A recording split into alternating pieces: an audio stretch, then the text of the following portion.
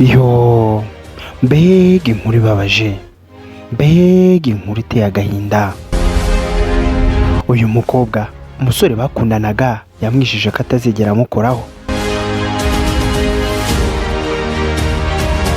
Uyu musore yakomeje kubwira uyu mukobwa amuryarya n'uburyarya bwinshi cyane ati njyewe tutarabana ntabwo nzigera nkukoraho, kubera ko ibi ni igihano cyangwa se kirasirizwa kuba wakora ku mukobwa mukaryamana mutarabana ngakubera umugore. Uyu musore akomeza kubyajya. Uyu musore akikomeza kuryarya uyu mukobwa mu buryo bukomeje cyangwa butangaje, nyuma yaje kumwihinduka amutumira iwe muri geto ngo aze kumusura, dore yuko uyu musore yaje kwirwaza mu nda kandi atarwaye, no kugira ngo uyu mukobwa ngo azamusure mu nzu aho yari acumbitse muri geto. Gusa uyu mukobwa akimara kuhagera yatunguwe n'uburyo yasanze imwe mu nzugi z'icyumba uburyo zari zirangayemo. Gusa yaje gusanga uyu musore yambaye ubusa kandi uyu musore ngo yari yamwiteguye, dore yuko uyu mukobwa akimara kugera muri iyi geto uyu musore yahise amwubira cyane akingaho, ndetse imfunguzo zicisha munsi azijugunya hanze. Nyuma yaho akimara kujugunya imfunguzo hanze ngo yahise asambanya uyu mukobwa kandi ngo yakoreye aho, kandi uyu mukobwa akaba afite ubwoba ko yaba yaramuteye inda, dore yuko uyu musore ngo yaje kubikora ku gahato kandi batabyumvikanye, yewe ngo yaranamubabaje cyane. Ese uyu mukobwa wababaje amahanga yose benshi bakaba babyumvishije bacyumviye inkuru bakaba bababaye ni muntu ki? Amazina ye bamwita Uzamukunda Vestina, ndetse wamenyekanye ku ruhando rw'umurimo w'Imana mu ndirimbo zera kandi zikangaranye. Indirimbo nyinshi Vestina yaje kuririmba twese twarazikunze kubera ko zazikozwe neza cyane, ariko iyi nkuru y'urukundo ye ikaba itangiye kuzamo inshishi. Uyu mukobwa ngo ni Vestina yaje gutangaza yuko uyu muhungu akimara kumufata ku ngufu yabuze aho arya ndetse n'ahagana. Jyeho wumva banyitabira hanze kabiri, dutera inkunga kana kurya ijambo ryanditse subscribe, yewe nihaza n'akazogera ugakande ngo haye kazi.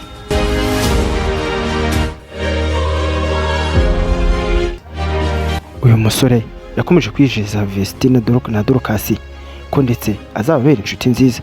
Bivugwa ko uyu musore yamaze kutereta uwo bita Dorcas, ariko ngo ntiyaza kumwemerera bitewe n'uko yabonaga amusumbya imyaka, ariko uwo bita Vestina we yaje kumwemerera barakundana karahava. Gusa bivuga ko imyaka 2 bari bamaranye bapangaga no kuzabana, dore yuko ngo yaje kubategereza uyu musore bakiga no muri primaire, barakuranye kuva hasi kugera hejuru, ariko bikaba bakimara kugera ku myaka 20 yabo y'ubukure uyu musore yaje gutega uwo bita Vestina, ndetse amutega umutego ukomeye cyane.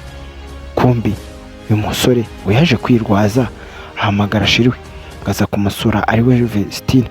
Akimara kugera muri geto umusore ngo yaje kwegekaho urugi, arangije ngo amukora ibya mfurame amufata ku ngufu kandi ngo bikomeye cyane, nta no guhagarika nta n'impuhwe, dore yuko uyu musore yarameze nk'inyamaswa.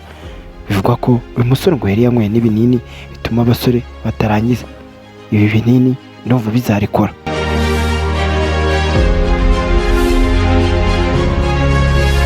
Benshi mu bantu bazi amakuru y'ibi binini abahungu bakunda gukoresha, ibi binini biba bifite imbaraga nyinshi cyane, dore yuko iramutse ngo binyweye ntubone umuntu w'umukobwa ngo aje kugusura cyangwa se ntubibone igitsina gore ngo no gupfura apfa, kubera ko imwe mu mitsi igize udusabo tw'intanga ngita iturika ndetse ukangirika no mu bwonko cyane, yewe nta nubwo umara kabiri, kubera ko ahantu hose ngo imitsi ihita yirega kandi idahagarara, ukava amaraso mu matwi ndetse n'ahandi mu muyoborananga hose akava amaraso, dore yuko ibi binini ngo bifite imbaraga nyinshi cyane. Ariko bivuga ko ngo abasore bakunda gukoresha bino binini bameze nk'aho ari ubugome kuko bameze nk'inyamaswa.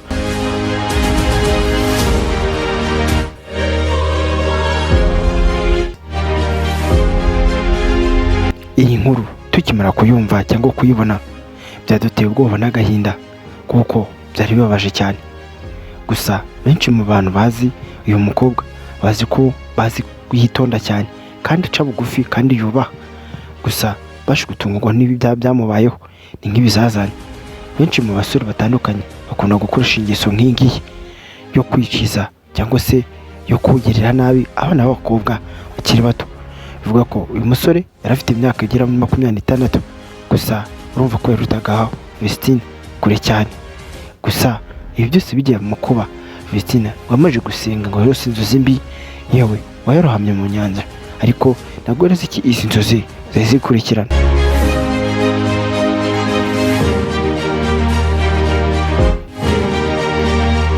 Gusa muri we ntabwo yumvaga ashaka kujya gusura uyu musore, ariko bitewe n'uburyo yamuhatirizaga cyane n'ingingo bari bamaze batabonana, dore ko uyu musore atabaga inama mu Rwanda.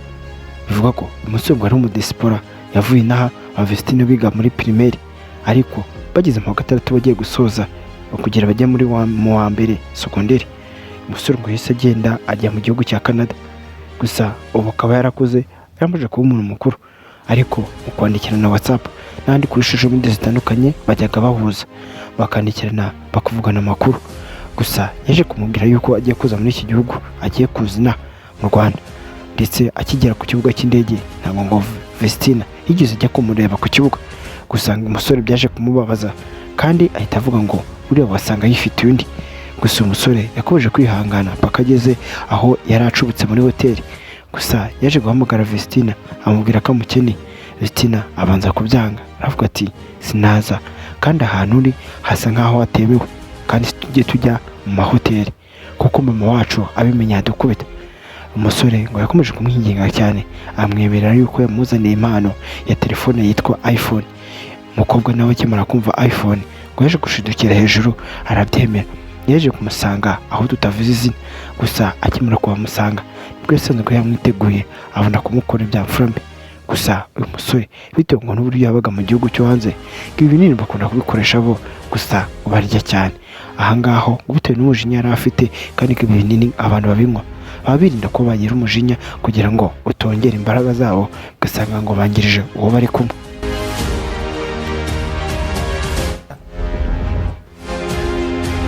Biciye kabiri, Vestine akimara kubonana n'umusore yaje kumusaba ikintu kimwe.